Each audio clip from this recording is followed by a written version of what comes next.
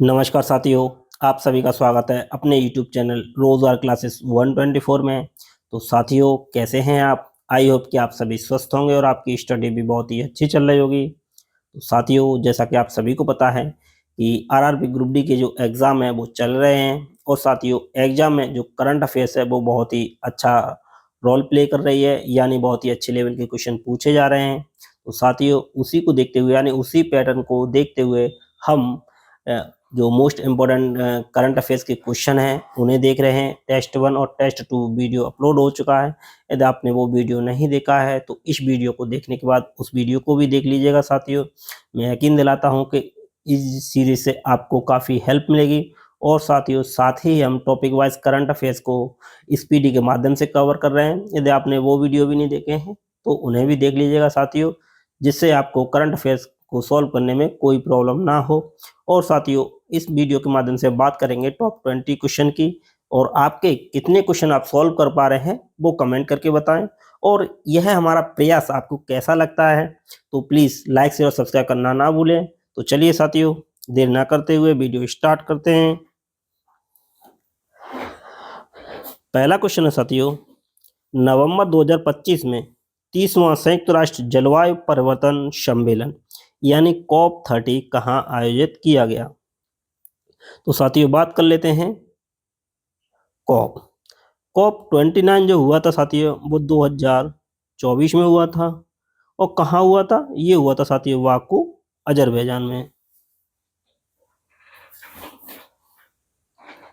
और COP30 ये हुआ साथियों 2025 में। और ये कहाँ हुआ था? ये हुआ था साथियों बेलेम, ब्राजील में।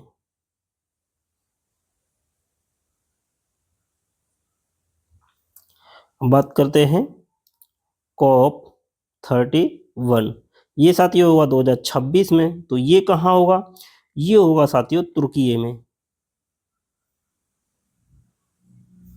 और COP32 ये 2027 में होगा। तो ये 2027 में कहाँ होगा? ये होगा साथियों इथियोपिया में।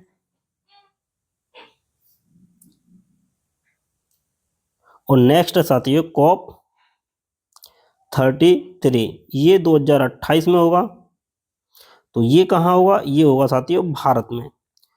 तो साथियों, जो कॉप के सम्मेलन है, COP29 पूछे, COP30 पूछे, COP31 पूछे, COP32 पूछे या COP33 पूछे, ये सभी साथियों इम्पोर्टेंट हैं। तो आपको इसको गलत नहीं करना है। तो पूछा है COP30, तो COP30 कहाँ होगा? वेलेम, ब्राज़ील में। तो ये इसका सही आंसर हो जाएगा ऑप्शन बी। और COP31 तुर्की में होगा 2026 में। और COP32 2027 में होगा इथियोपिया में। और COP33 भारत में होगा 2028 में। और भारत में कब होगा? ये 2028 में होगा COP33। इसको आपको स्टार लगा लीजिए, इसको छोड़ना नहीं है। यहाँ साथ ही बाकी अजरबैजान है। ठीक, तो इसका जो सही आंसर हो जाएगा option B, Brazil, Belem, Brazil. चलिए बात करते हैं नेक्स्ट। नेक्स्ट साथियों बुक से रिलेटेड है।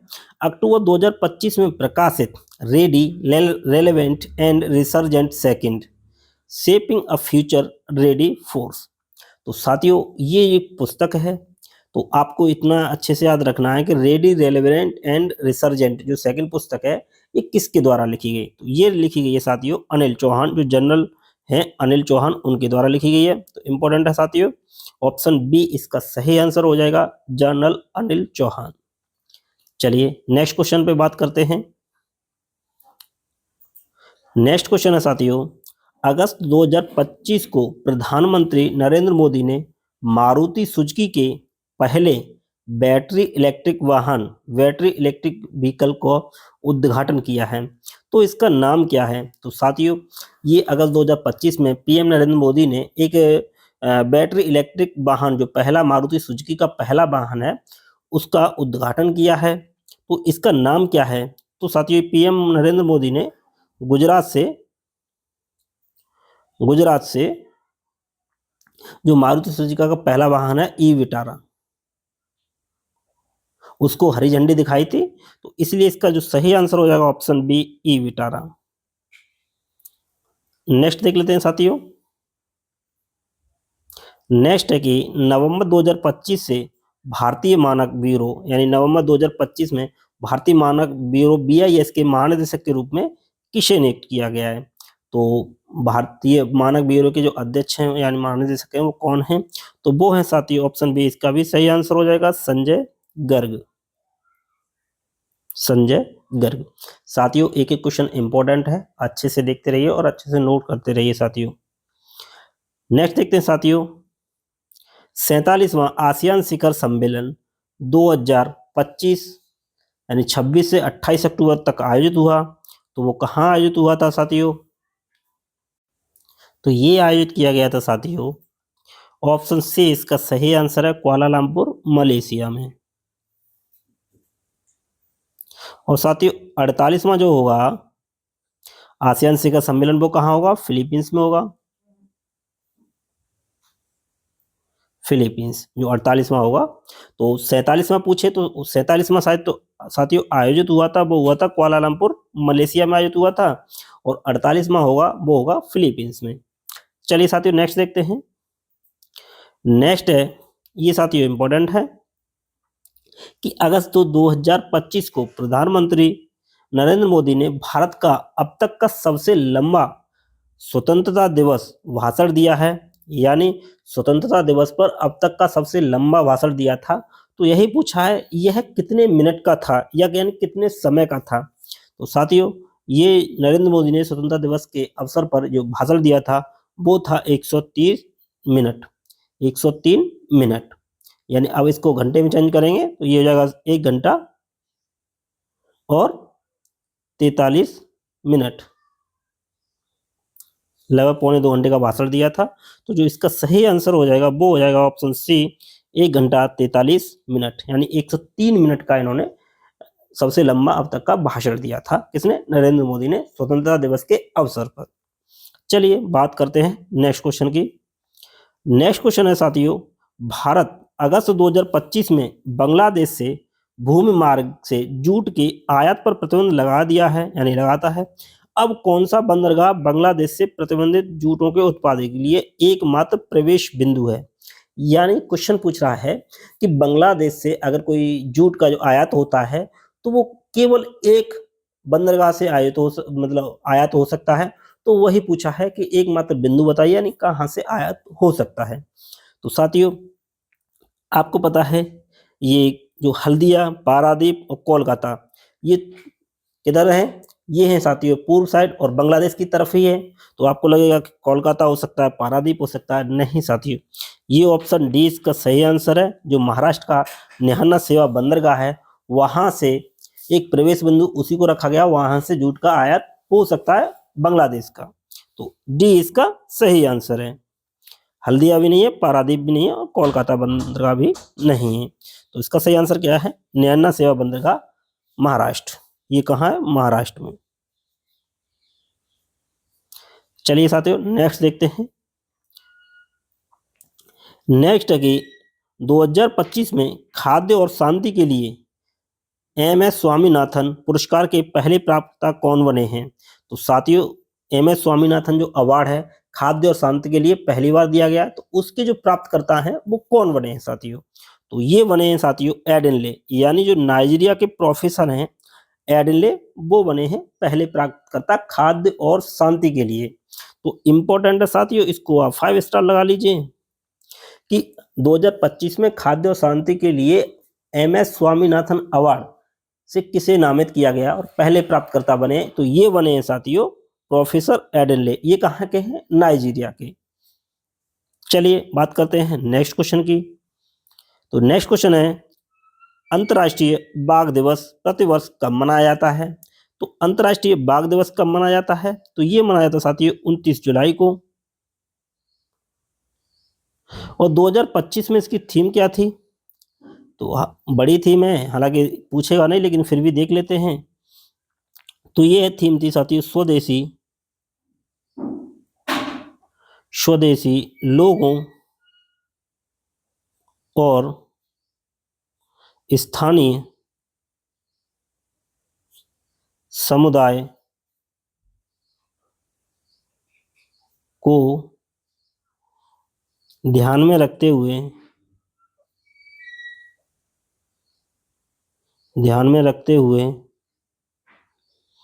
बाघों का भविष्य बाघों के भविष्य को सुरक्षित रखना। बाघों के भविष्य को सुरक्षित रखना। हालांकि बहुत बड़ी थीम है, बहुत मुश्किल है सुरक्षित रखना। तो ये 29 जुलाई 2025 को जो मनाया गया था उसकी थीम थी। तो ये कब मनाया जाता है? ऑप्शन सी इसका सही आंसर है, 29 जुलाई। चलिए नेक्स्ट बात करते हैं साथियों। नेक्स्ट है कि जुलाई 2025 में भारत और सिंगापुर के बीच आयोजित होने वाले वार्षिक समुद्री द्विपक्षीय अभ्यास का नाम बताइए साथियों। तो साथियों देख लेते हैं, इंद्र किस किस के बीच होता है? तो इंद्र होता है इंडिया और रसिया, यानी भारत और रूस के बीच होता है। वरुण किस किस के बीच होता है साथियों? तो ये है साथियों भारत यानी इंडिया और फ्रांस। शिम्बेक्स होता है भारत सिंगापुर के बीच, तो यही इसका आंसर हो जाएगा शिम्बेक्स। किस किस के बीच होता है? भारत और सिंगापुर के बीच। बात करें भारत और सिंगापुर के बीच और कौन कौन से एक्सरसाइज होते हैं, तो एक होता है साथियों बोल्ड कुरुक्षेत्र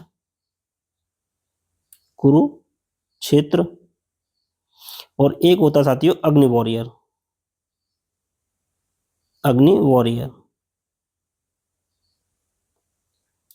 तो इसका जो सही आंसर है ऑप्शन बी सिम्बेक्स।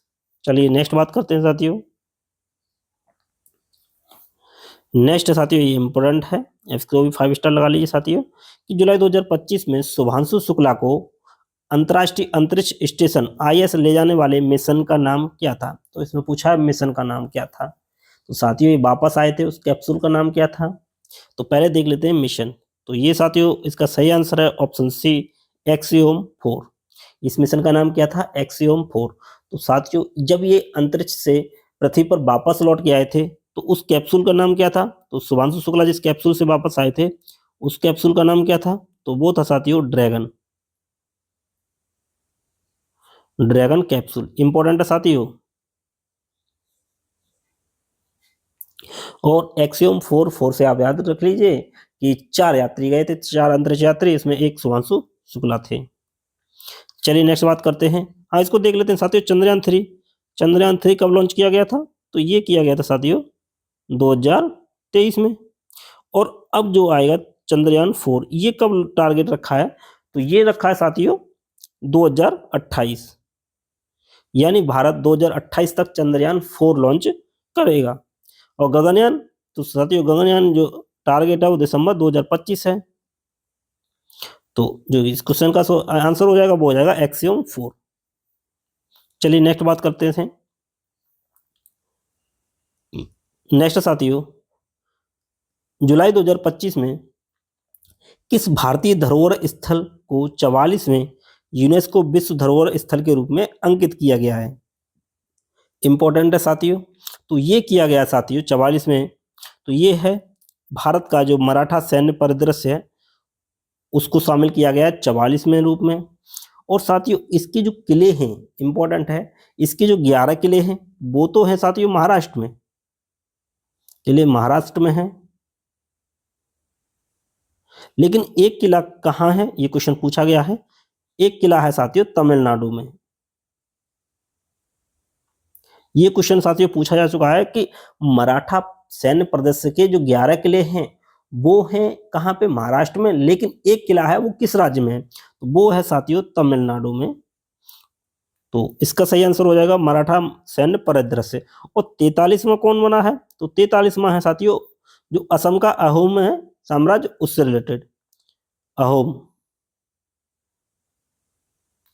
असम से रिलेटेड है वो, उसको 43वां बना है। चलिए नेक्स्ट देख लेते हैं। नेक्स्ट है जुलाई 2025 में भारतीय सेना द्वारा शुरू किए गए ऑपरेशन शिवा 2025 का जो उद्देश्य था वो क्या था? तो ये क्वेश्चन पूछ रहा है कि ऑपरेशन शिवा क्यों चलाया गया था 2025 में। तो ऑप्शन हैं साथियों, लद्दाख में निगरानी हेतु, बाढ़ प्रभावित क्षेत्रों में बचाव हेतु, या श्री अमरनाथ यात्रा को सुरक्षित संचालन सुनिश्चित करने हेतु, या विदेशी सेनाओं के संयुक्त सैन्याभ्यास हेतु।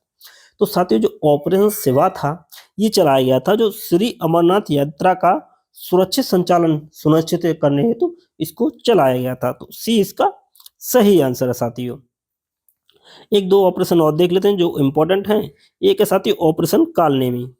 तो ऑपरेशन जो कालनेमी है, ऑपरेशन कालनेमी नोट करती चलिएगा साथियों।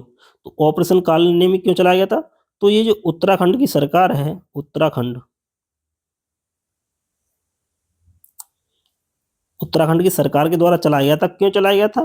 तो साथियों जो वहां जो कुछ लोग हैं, यानी लोग संतों का वेश धारण कर लेते हैं, संतों का वेश धारण कर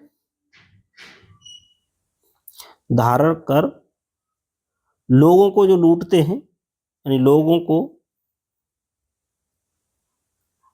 ठगते हैं,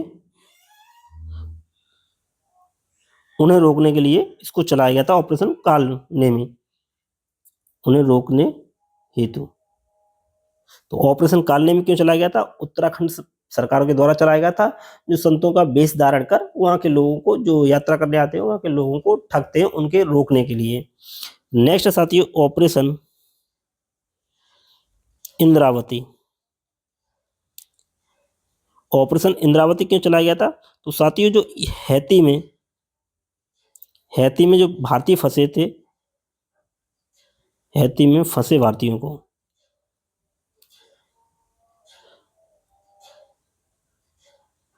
वापस लाने हेतु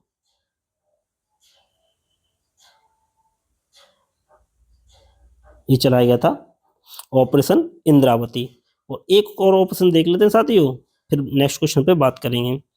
ऑपरेशन अजय। ऑपरेशन अजय क्यों चलाया गया था? तो ये चलाया गया था साथियों इजराइल और हमास जो युद्ध हुआ था, युद्ध के दौरान फंसे भारतीयों को वापस लाने के लिए।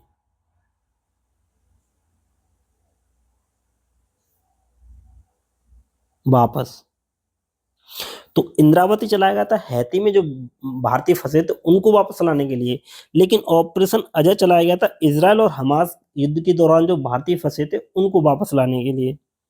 तो ये साथियों क्वेश्चन का जो आंसर हो जाएगा वो हो जाएगा ऑप्शन सी, अमरनाथ यात्रा को सुरक्षित संचालन सुनिश्चित करना इसका उद्देश्य था, किसका? ऑपरेशन शिवा का। चलिए बात करते हैं नेक्स्ट क्वेश्चन की साथियों। नेक्स्ट क्वेश्चन है साथियों, इंडोनेशिया को औपचारिक रूप से किस शिखर सम्मेलन के दौरान ब्रिक्स के रूप में पूर्ण सदस्य का जो है रूप में शामिल किया गया था? तो साथियों वर्तमान में ब्रिक्स के कितने मेंबर हैं? अब हो गए 10। तो इंडोनेशिया 10वें सदस्य के रूप में शामिल हुआ था। तो ये पूछ रहा है कि ये शिखर सम्मेलन कैवा था और कहाँ हुआ था? तो ये साथियों बी इसका सही आंसर हो जाएगा। 17वां ब्रिक्स शिखर सम्मेलन था और यह हुआ था ब्राजील में। तो बी इसका सही आंसर है साथियों। और साथियों जो 18वां होगा वो कहाँ होगा? वो होगा भारत में। चलिए नेक्स्ट क्वेश्चन पे बात करते हैं साथियों। नेक्स्ट है कि प्रोजेक्ट 17A के तहत पहले स्वदेशी रूप से निर्मित स्टील फ्रिगेट का नाम क्या है, जिसे जून 2025 में पूर्वी सेना कमान के सनराइज फ्लीट में शामिल किया गया था? तो साथियों 17A जो प्रोजेक्ट है उसके साथ जो फ्रिगेट है वो 7 हैं। तो उसमें से ये पूछ रहा है जून में किसको कमीशन किया गया था, किसको शामिल किया गया था? तो जून में किया गया था साथियों, ऑप्शन सी इसका सही आंसर है, INS नीलगिरी। तो जून में शामिल किया गया INS नीलगिरी को। और साथियों INS बात कर लेते हैं, INS उदयगिरी और INS हिमगिरी, इनको शामिल कब किया गया? अगस्त 2025 में। और एक है साथियों INS तारागिरी, INS तारागिरी। इसको कब किया गया? नवंबर 2025 में। तो साथियों कौन किस महीने में किसको शामिल किया जा रहा है, उस तरह से आपको ऑप्शंस टिक करने हैं। पूछा है जून में, तो जून में किया गया आईएनएस नीलगिरी को, अगस्त में 2 को किया गया आईएनएस उदयगिरी और हिमगिरी, और नवंबर में आईएनएस तारागिरी। तो इसका सही आंसर ऑप्शन सी। चलिए बात करते हैं नेक्स्ट क्वेश्चन की। नेक्स्ट क्वेश्चन का आंसर देख लेते हैं। क्वेश्चन कह रहा है कि जून 2025 में सारनाथ पहुंचने से पहले भगवान बुद्ध के जो पवित्र अवशेष हैं उनकी पहली यात्रा कहाँ हुई, उन्होंने अपनी यात्रा कहाँ से शुरू की गई थी। तो साथियों विदेश से जब ये भगवान बुद्ध के अवशेष लाए गए थे यानी प्रदर्शनी के तौर पर रखे थे, तो वो सबसे पहले कहाँ है, उसके बाद सारनाथ जो पहुंचे। तो साथियों जो इसका सही आंसर हो जाएगा ऑप्शन बी, राष्ट्रीय संग्रहालय नई दिल्ली। यानी सारनाथ पहुंचने से पहले तो उन्होंने अपनी यात्रा कहाँ से शुरू की थी, वो की थी राष्ट्रीय संग्रहालय नई दिल्ली से। तो इसका सही आंसर है ऑप्शन बी। चलिए नेक्स्ट क्वेश्चन देख लेते हैं साथियों। नेक्स्ट है कि इंडियन प्रीमियर लीग आईपीएल 2025 का जो खिताब है वो किसने जीता है। तो साथियों ये जीता है किसने, आरसीबी ने। आरसीबी यानी ऑप्शन सी इसका सही आंसर है, रॉयल चैलेंजर्स बेंगलुरु। तो साथियों इसने किसको हराया था, तो इसने हराया था पंजाब किंग्स 11। हराया था किसको, पंजाब किंग्स 11 को हराया था। कितने रनों से हराया था, तो 6 रनों से हराया था साथियों, 6 रनों से पंजाब को हराया था। तो आईपीएल 2025 का जो खिताब है वो किसने जीता है, वो रॉयल चैलेंजर्स बेंगलुरु ने जीता है, यानी आरसीबी ने जीता है। चलिए नेक्स्ट क्वेश्चन बात करते हैं। नेक्स्ट साथियों जून 2025 में नॉर्वे के कोंग्सबर्ग के साथ हस्ताक्षरित समझौता ज्ञापन के तहत किस भारतीय कंपनी को भारत का पहला ध्रुवीय अनुसंधान पोत बनाने का काम सौंपा गया है। इंपॉर्टेंट है साथियों कि जून 2025 में नॉर्वे के कोंग्सबर्ग के साथ हस्ताक्षरित समझौता ज्ञापन के तहत किस भारतीय कंपनी को भारत का पहला ध्रुवीय अनुसंधान पोत बनाने का काम सौंपा गया है। तो ये सौंपा गया साथियों option D, garden reach ship builders and engineers, GRSE। तो इसका सही आंसर हो जाएगा option D, garden reach ship builder and engineers. तो साथियों इस तरह के क्वेश्चन इसीलिए ले जा रहे हैं क्योंकि मिनिस्ट्री आइसोलेटेड कैटेगरी में इस तरह के क्वेश्चन पूछे गए हैं। और रेलवे का जो पैटर्न है एग्जाम बहुत लंबे चलने वाला है, तो जो रेलवे का पैटर्न है वो डे बाय डे इंक्रीज हो रहा है। तो साथियों ये कुछ नेक्स्ट क्वेश्चन देख लेते हैं। नेक्स्ट है कि मिस वर्ल्ड 2025 का जो ताज है किसे पहनाया गया। तो ये पहनाया गया था साथियों मिस वर्ल्ड 2025 यानी कौन बनी है, तो ये बनी है साथियों ऑप्शन सी, ओपल सुचता चुआंगश्री। ओपल सुचता चुआंगश्री या ओपल सुचाता चुआंगश्री। तो ये कहाँ की हैं साथियों, तो ये हैं साथियों थाईलैंड की, थाईलैंड की। तो अब पूछे साथियों मिस यूनिवर्स कौन है, मिस यूनिवर्स 2025। मिस वर्ल्ड तो है ऊपर सुचाता चुआंगश्री, लेकिन मिस यूनिवर्स 2025 का खिताब किसने जीता है, तो वो जीता है साथियों फातिमा वॉश ने। तो ये कहाँ की हैं, ये हैं साथियों मैक्सिको की। तो ये ध्यान रखना पूछा क्या जा रहा है और हमको ऑप्शन कैसे टिक करने हैं। तो मिस वर्ल्ड पूछा है तो ओपला सुचिता चुआंगश्री हो जाएंगे, और मिस यूनिवर्स पूछे तो फातिमा बॉस हो जाएंगे। ये कहाँ की है, मैक्सिको की। इनका जो देश है यानी किस देश की है ये इंपॉर्टेंट है, ये भी साथ में आपको याद रखना है। चलिए बात करते हैं नेक्स्ट क्वेश्चन की। नेक्स्ट क्वेश्चन है कि मई 2025 में सुप्रीम कोर्ट में पदोन्नति से पहले न्यायमूर्ति विजय बिश्नोई किस उच्च न्यायालय के प्रमुख न्यायाधीश रहे यानी थे। यानी पूछ रहा है कि सुप्रीम कोर्ट में ये जज के रूप में गए हैं, उससे पहले ये कहाँ पे का मतलब पदभार संभाला था, यानी कहाँ किस उच्च न्यायालय में इन्होंने काम किया था। तो जो विजय बिश्नोई हैं इन्होंने किया था साथियों ऑप्शन सी, गुवाहाटी उच्च न्यायालय में इन्होंने काम किया था पदोन्नति से पहले। तो अभी वर्तमान में ये सुप्रीम कोर्ट के जज हो गए हैं, तो उससे पहले ये गुवाहाटी उच्च न्यायालय के मुख्य न्यायाधीश थे। तो सी इसका सही आंसर है। तो साथियों, इसी के साथ यह वीडियो यहीं समाप्त होता है। यदि वीडियो आपको अच्छा लगे तो लाइक से और सब्सक्राइब करना ना भूलिएगा।